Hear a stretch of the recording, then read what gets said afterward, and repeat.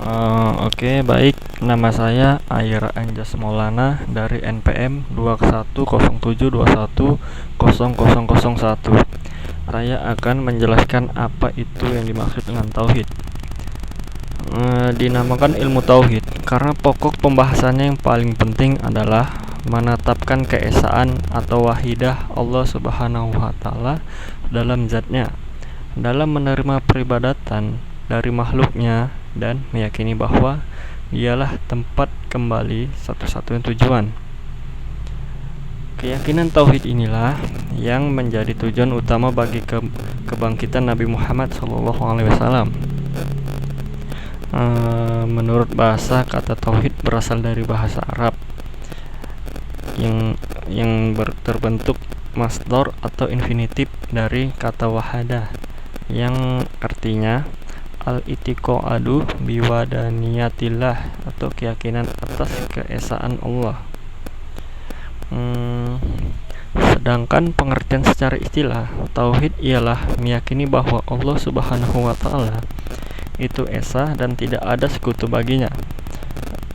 Kesaksian ini dirumuskan dalam kalimat syahadat la ilaha illallah yang berarti tiada Tuhan selain Allah. Tauhid artinya mengesahkan Allah. Esa berarti satu. Allah tidak ada boleh dihitung dengan satu, dua atau seterusnya. Karena kepadanya tidak layak dikaitkan dengan bilangan. Beberapa ayat Al-Quran telah dengan jelas mengatakan keesaan Allah. Maksud saya beberapa surat dalam ayat Al-Quran telah jelas mengatakan keesaan Allah. Di antaranya surah Al-Ikhlas ayat 1-4 sebagai berikut.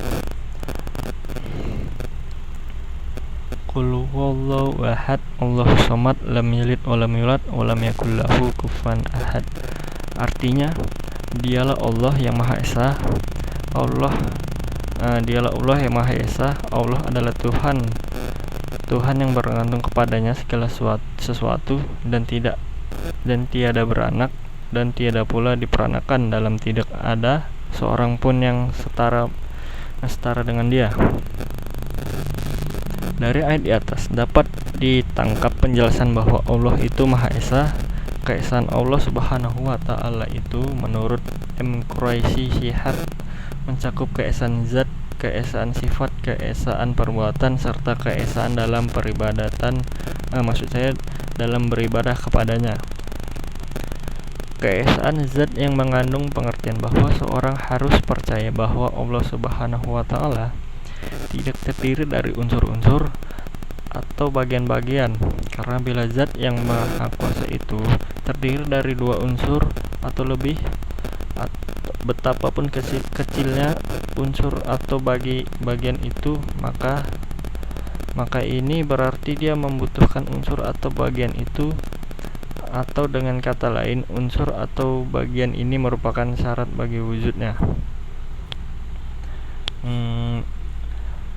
Adapun keesaan dalam sifatnya mengandung pengertian bahwa Allah memiliki sifat yang tidak sama dalam substansi dan kepastiannya dengan sifat makhluk, walaupun dari segi bahasa kata yang digunakan untuk menunjukkan sifat tersebut sama. Maksud saya, sebagai contoh, kata rahim merupakan sifat bagi Allah, tetapi juga digunakan untuk menunjukkan rahmat atau kasih sayang makhluk.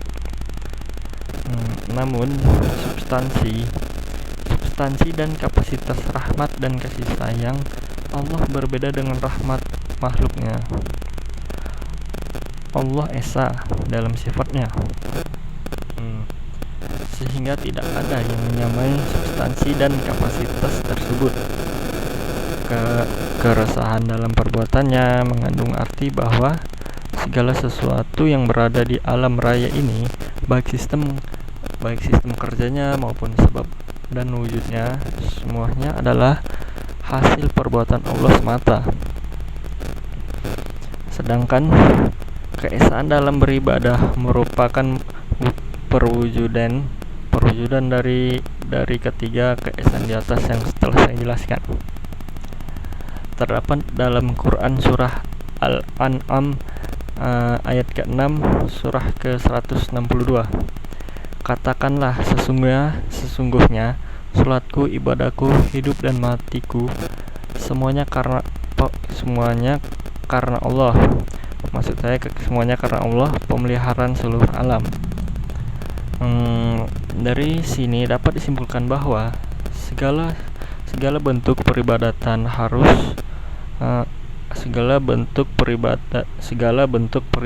maksud saya harus ditunjukkan hanya kepada Allah semata.